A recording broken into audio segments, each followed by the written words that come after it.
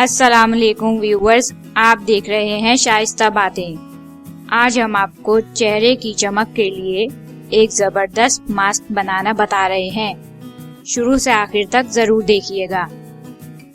चने की दाल को पीसकर इसमें 1 चुटकी हल्दी मिलाकर इसमें दूध और नींबू का रस मिला लें।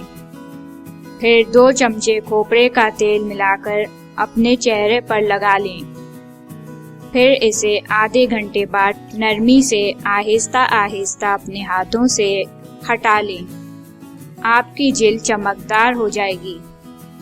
व्यूअर्स, हमारी वीडियो देखने का शुक्रिया।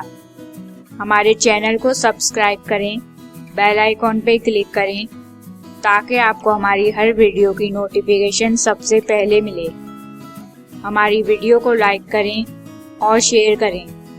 शुक्रिया।